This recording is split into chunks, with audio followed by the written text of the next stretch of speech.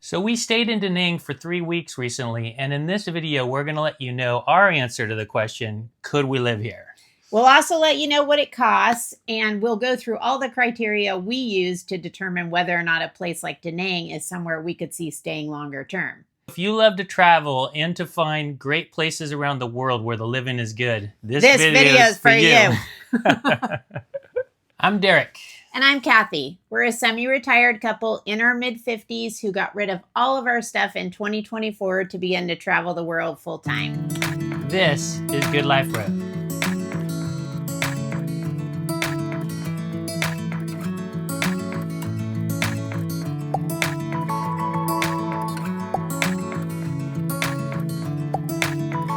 So a little bit of background on Da Nang. Da Nang is a medium-sized coastal city in the country of Vietnam.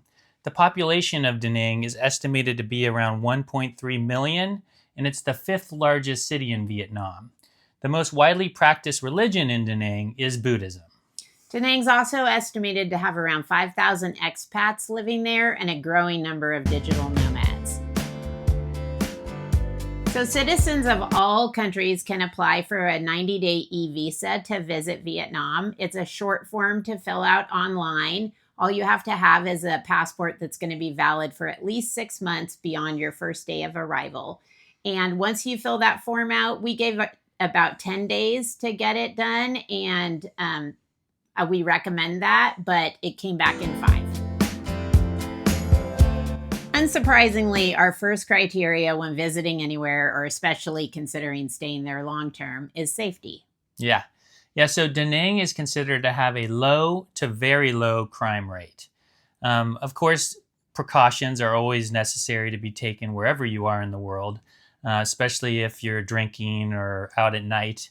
But from everyone we spoke to, as well as ourselves, from being there almost a whole month, we never felt unsafe or in harm's way.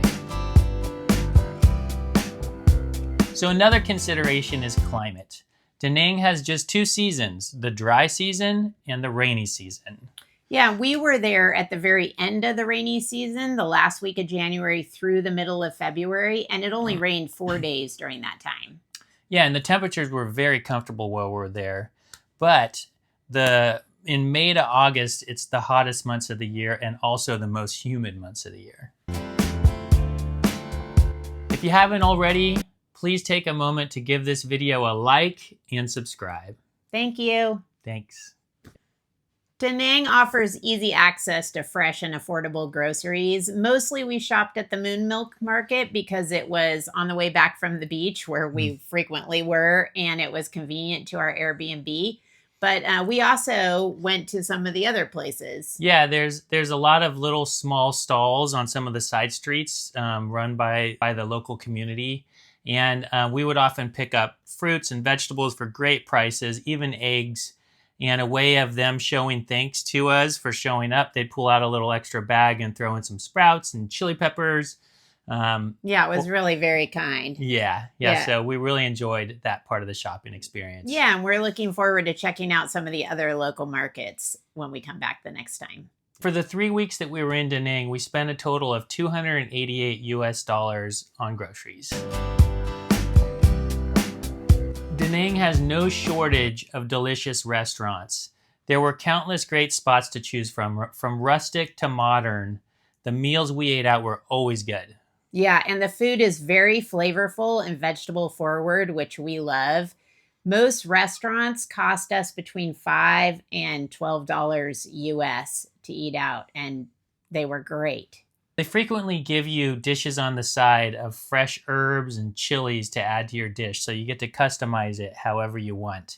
And also, ice-cold beers were typically around 30,000 dong, which is just a tad bit over $1.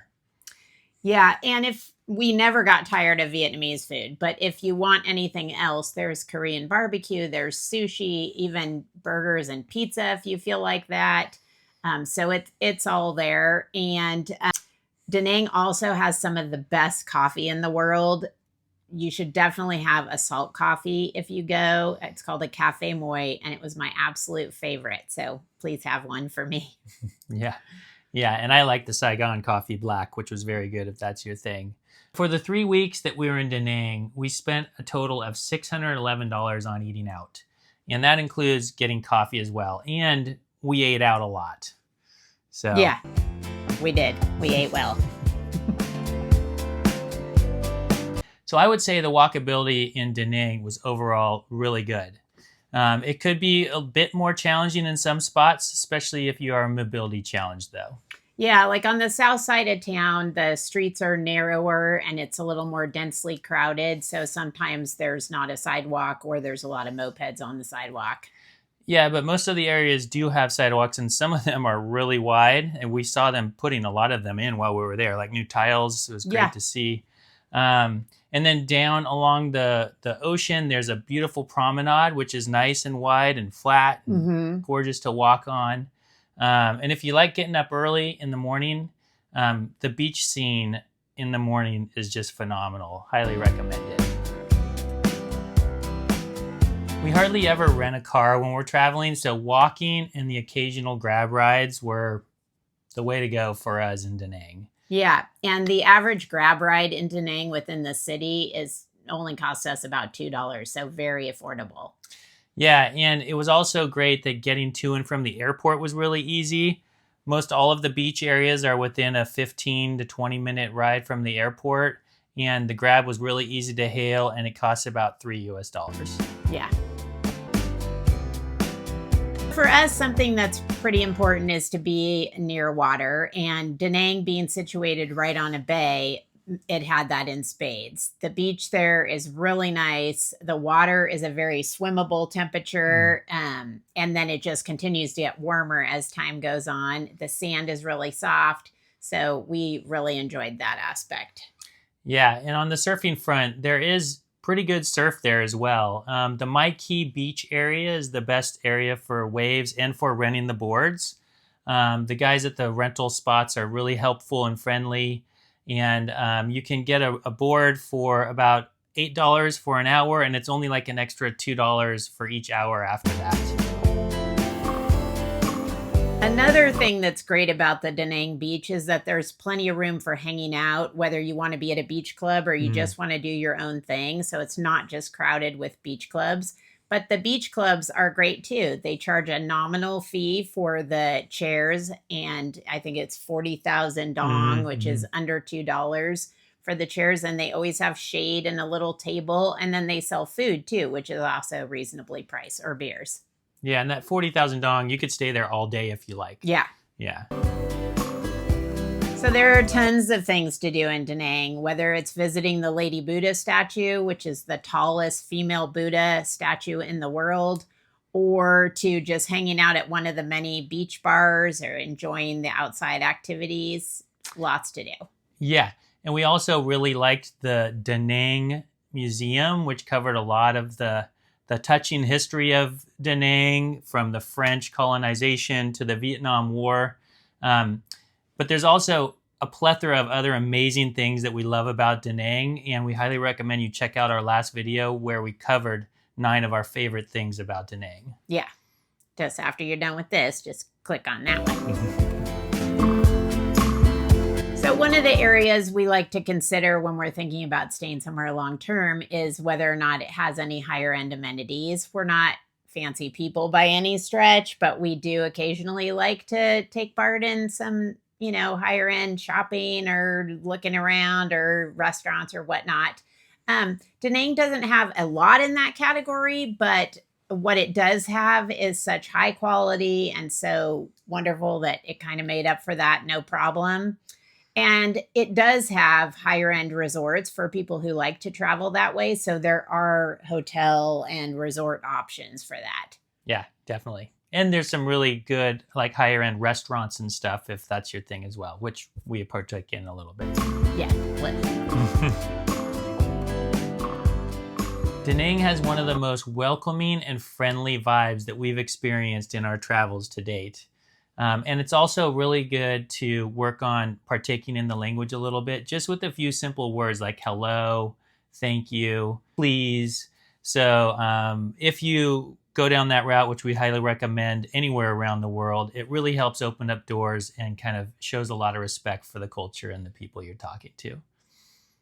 By the way, before we give you our spending totals for Da Nang, I wanted to tell you about a tool that Derek built for us quite a while ago that we use extensively. It's our budget planner, and the budget planner allows us to lay out our budget for the current year. But importantly, it goes further than your average budget planner because it allows you to make projections about later phases in your life as well. So you can start looking at what a realistic, or as realistic as the information you have now is, about how that how much money you're going to need and that sort of thing. So you can get it for free right now at goodliferoad.com. I'll put the exact link down in the bottom and in the description. So our overall cost of living while being in Da Nang for 3 weeks, and bear in mind, this is just 3 weeks. Oftentimes we're sharing costs on a whole month, and you do get some month-long discounts on things, in particular like for Airbnb. But our Airbnb costs were $852 US. Our eating out costs was a grand total of $611. And remember earlier, we ate out a lot and we drank a lot of coffee out. Our groceries were $278. Our local transportation costs, which again was all grab rides, were $29. And we walked most of the time, so that's why the costs are so low, because we took Grab like maybe 10 times. Yeah. So, and then our miscellaneous costs were about $180, and that covered things like the gym, going to the pharmacy, buying a few pieces of clothing here and there. Random shopping things. So that brings our grand total for 3 weeks for the two of us to $1,950 US. And we felt like we got a lot of quality out of our time and everything that we spent our money on for that cost. Yeah, and you could definitely live cheaper than that, but we lived pretty high on the hog for that amount. Yeah, definitely. So, could we live here? Definitely, for us, it was a yes. And when we say could we live here, we're not looking to settle down right now. So for us, we mean, up to, as long as we're allowed to stay there according to whatever visa we get at the time, which, as we told you, the first visa is in 90 days. So we loved Da Nang. We had a great time, but not only did we have a great time, we also found the living very comfortable. It just had a very high quality of life, and we loved the friendliness of the people. Yeah, the living is good in Da Nang. The people are wonderful and welcoming. The respect for the community and, the way of living as a group was amazing. We really liked the expat scene and the digital nomad scene. Yeah, we got to play pickleball a lot. We just had a lot of fun. And we found that we were able to live a healthy lifestyle pretty effortlessly there. So it was one of the most well-rounded, healthy livings that we've had in a long time. I mean, I like to swim. There was the ocean. I like to surf. There was the ocean. The gym was very convenient. The pickleball was amazing. The food was phenomenal. Food was phenomenal. Coffee, I told you already, was really good. Yeah. So anyway, Da Nang, highly recommend. 2 thumbs up for Da Nang, and hopefully you'll give us a thumbs up and subscribe if you're interested in following our travels. Thank you so much for watching. If you made it all the way to the end, thank you so much. Thank you, guys. Bye. Happy travels. Over here to the right, you can see the Lady Buddha. She's 63 meters high. We're going to go visit her while we're here.